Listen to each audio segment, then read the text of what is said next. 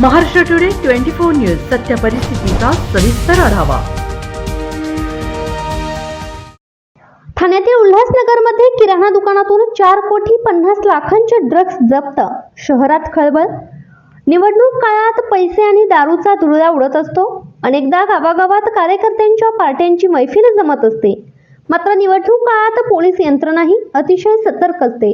यामुळे अवैध दारू वाहतूक असेल, अंमली पदार्थांची वाहतूक असेल किंवा बेहिशोबी मालमत्ता असेल, पोलिसांची करडी नजर असते।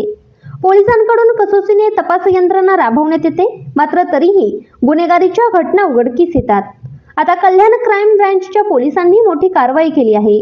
एका किराणा दुकानातून तब्बल 4.5 कोटी रुपयांची एमडी ड्रग्ज जप्त करण्यात आली आहे।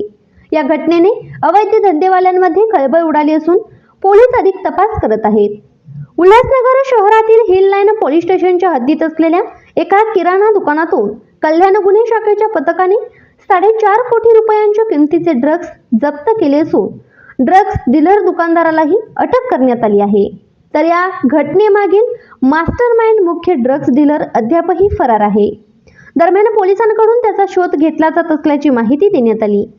अंबरनाथ तालुक्यातील नेवळे येथील गायत्री किराणा दुकानांमध्ये मोफेड्रॉन एमडी हा अंमली पदार्थ बेकायदेशीररित्या विक्री करत असल्याची माहिती कल्याण क्राईम ब्रँचला खबऱ्यांकडून समजली। त्यानंतर कल्याण क्राईम ब्रँचने तत्काळ या किराणा दुकानात धाड टाकत 3 किलो एमडी जप्त केले।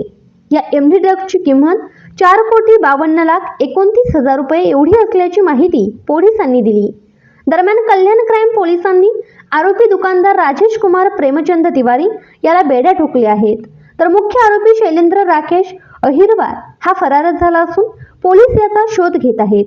मात्र गेल्या काही महिन्यांपासून मुंबईसह उपनगरातील अंमली पदार्थांच्या घटनांमुळे तरुणाई कोणत्या दिशेला जात आहे असा प्रश्न उपस्थित होत आहे, कारण मोठ्या प्रमाणात अंमली पदार्थ विशेषतः एमडी मोफेड्रॉन ड्रग्ज जप्त केले जात आहेत। महाराष्ट्र टुडे मराठीसाठी ब्युरो रिपोर्ट, ठाणे।